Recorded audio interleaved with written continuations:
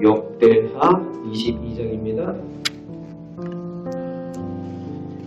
유다왕 여호람이 아합의 딸 아달랴를 아내로 맞아서 그 게임에 빠져서 하나님 보시기에 악하게 행하다가 병이 들어 죽었습니다.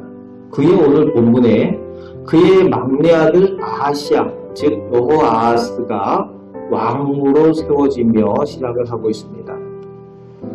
하나님의 심판으로 아라비아 사람들이 쳐들어와서 형제들 다 죽이고 혼자 살아남은 사람이 이 여호아하스고, 이 여호아하스 즉 아하시야가 그래서 왕이 되게 되는데,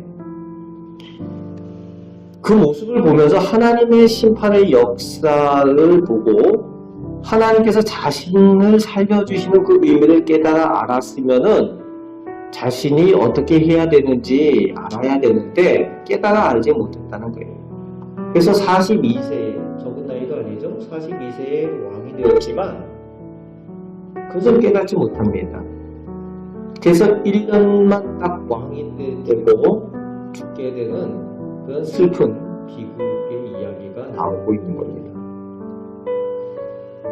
깨닫지 못하니까 3절에 아합의 집길로 행했다라고 쓰고 있습니다. 하나님께서 미워하시는 우상 숭배와 백성을 학대하는 그런 악을 행하는 모습, 아합의 집길로 행하게 되는데 4절 말씀에 그 아합의 집길을 패망하게 하는 아합의 집의 가르침이라고 표현을 하고 있습니다. 가문의 그 가르침, 가문이 나아가는 길이 패망하는 길이다, 패망하는 가르침이다 라고 이야기하는 것이 비극이죠. 축복받는 가정의 길, 축복받는 가정의 가르침이라고 해야지 되는데 그렇지 못하다는 거죠.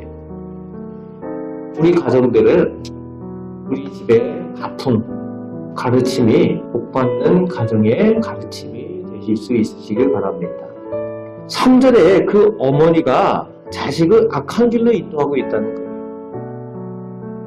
그 어머니 아달랴라는 사람이 악을 행하게 하고 그 아들을 죽음으로 내모는 그것을 가르쳤다는 겁니다. 슬픈 얘기죠. 그리고 5절 6절 말씀에 보니까 아합의 집의 가르침에 따라 북이스라엘 왕 요람과 교제하고 사촌들이죠. 그러다 보니까 그냥 교제 교류했겠습니까? 함께 모이면은 우상 숭배하는 일을 함께 했다는 거죠. 그리고 또 전쟁도 같이 합니다. 그러다가 이스라엘 왕 요람이 전쟁에서 상처도 입고 병들어서 요양을 할 때에 그것을 병분안하기 위해서 사마리아로 가게 됩니다. 그때 7절부터 9절까지 하나님의 심판이 선지자 예후를 통해서 임하게 됩니다. 그래서 잡혀서 죽임을 당해요.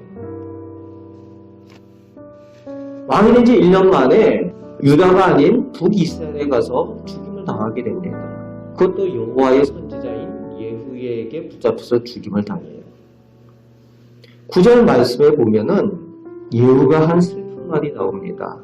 그는 전심으로 하나님을 구하던 여호사밧의 아들이었다. 원래 아들이 아니죠? 여호사밧의 손자죠. 여호사밧의 아들은 여호람이고, 그리고 이 여호아하스, 그 아하시야는 손자가 됩니다. 그런데 여기서 아들이라고 표현하는 히브리 원어는 벤이라는 단어를 쓰는데, 이 벤이라는 단어가 지난번에도 한번 말씀드렸지만 아들이라는 표현도 있지만 그것이 자손이라는 의미도 가지고 있어요. 그러다 보니까 뭐 손자일 수도 있고 아들일 수도 있고 자손일 수도 있고 그렇습니다. 그래서 예수님에 대해서 다윗의 자손이라고 표현할 때에 쓰여지는 그 벤이라는 단어도 역시 이 단어예요. 그래서 그 문맥에 따라서 이것을 어떻게 해석을 하느냐에 따라서 달라지는데, 어쨌든 오늘 예후가 그는 전심으로 하나님을 구하던 여호사밧의 아들이었다, 여호사밧의 자손이었다 라는 표현을 쓰는 것이 참 슬프게 들리죠. 하나님을 전심으로 구하고 하나님의 복을 받았던 여호사밧의 손자가 하나님 앞에 악을 행해서 하나님의 심판 가운데 죽임을 당하는 것이 바로 한 대를 거쳐서 이 일이 일어나니까 슬픈 얘기죠. 악한 길로 빠져서 심판을 당하는 그 슬픈 비극의 상황입니다. 그런데 그 비극이 끝이 아니에요. 10절에서 12절 말씀에 보니까 그 아하시야가 죽고 나서 그의 모친 아달랴가 유다 왕국의 씨를 다 멸하겠다 해가지고서 어떻게 합니까? 자기 손자들 다 죽이는 거예요. 그러니까 자기 아들의 왕자들이니까 손자들이잖아요. 얼마나 끔찍합니까? 악에 매이니까 이게 악인지도 모르고 깨닫지 못하는 거죠. 그런데 그 아달랴는 자기가 보고 배운 게 어디서 보고 배웠습니까? 북이스라엘의 왕 아합의 집, 그것도 자기 엄마인 이세벨에게 보고 배운 거예요. 악녀 이세벨이라고 표현을 쓰는데 이세벨이 꼭 그런 일들을 했거든요. 왕궁에 바알 신전을 만들어 놓고 섬기고 또 백성들을, 선한 백성들을 죽이고 하는 일들을 서슴없이 했던 사람이 이세벨인데 그 엄마가 하는 것을 보고 배운 것이 그 딸이에요. 결국은 자기가 권력을 잡기 위해서 자기 손주들까지 다 죽이는 그 끔찍한 일을 행한 사람이 이 아달랴라는 사람이에요. 그리고 권력을 잡았어요. 그리고 몇 년 동안 다스리게 됩니다.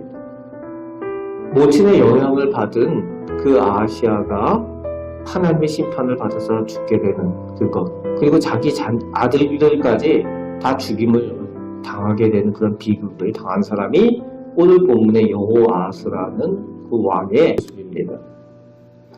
그런데 하나님께서 그 아들 요아스를 하나님께서 남겨주셔요. 역시 하나님께서 다윗에게 약속하신 대로 다 왕자들을 죽이는 가운데도 그 아들을 숨겨서 살리게 합니다. 제사장의 딸인 여호사밧을 통해서 그것을 행하게 하시죠. 하나님께서는 약속대로 이 순간에도 이루고 계신다는 겁니다. 오늘 본문을 통해서 우리가 기억해야 되는 것, 하나님의 말씀을 들어야 되는 것은 우리 가정이 하나님의 복을 받는 가정의 길, 하나님의 복을 받는 가르침을 우리 가정에 세워야 되겠습니다. 그리고 하나님을 전심으로 행하는 것이 진정한 복이 있다는 것을 잘 가르치고 우리 자손들이 물려서 그것을 통해서 이 악한 세상 가운데에 승리의 길로 갈 수 있도록 돕는 우리 부모님들 다 되시기 바랍니다. 좋은 영향을 끼치는 우리 부모님들 되셔서 우리 자녀들이, 자손들이 하나님의 길로 행하고 하나님의 복을 받는 가정들로 세우시기 바랍니다. 그리고 또 한 가지, 하나님의 약속은, 하나님의 은혜는 변함이 없으시다는 거예요. 우리가 연약해서 범죄하고 연약해서 또 가끔은 실수를 하지만 그럼에도 불구하고 변함없는 하나님의 약속으로 우리를 지키시고 도우시는 줄 믿습니다. 그 하나님께서 오늘도 우리와 함께 계시고 우리의 기도를 들으시고 은혜 베푸시는 줄 믿습니다.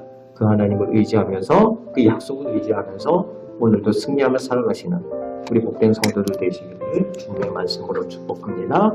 아멘. 기도하겠습니다.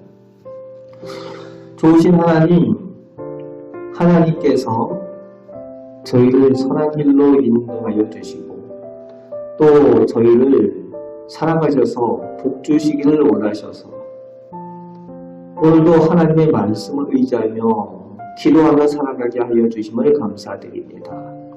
아버지 하나님, 이 악한 세상 가운데 저희가 악한 사람들과 교류하며 악에 물들지 않게 하시고 저희가 하나님을 전심으로 찾고 구하여 하나님의 복을 받는 저희 모두 되게 하여 주옵소서. 저희 가정이 하나님께 복받는 가정 되길 원합니다. 저희 가정의 가르침과 그 길이 하나님의 말씀의 길이 되게 하시고 축복의 길이 되게 하여 주셔서 저희 자손들이 다 복을 받고 좋은 영향, 선한 영향을 세상에 끼치는 귀한 은혜가 있게 하여 주옵소서. 아버지 하나님의 약속, 늘 함께 계시고 은혜 베푸시는 그 약속이 변함없이 저희에게 있는 줄 믿습니다. 그 약속을 의지하며 오늘도 승리하며 살아가는 저희들 다 되게 하여 주옵소서. 감사를 드립니다. 저희의 기도에 응답하여 주옵소서. 예수 그리스도의 이름으로 기도합나이다. 아멘.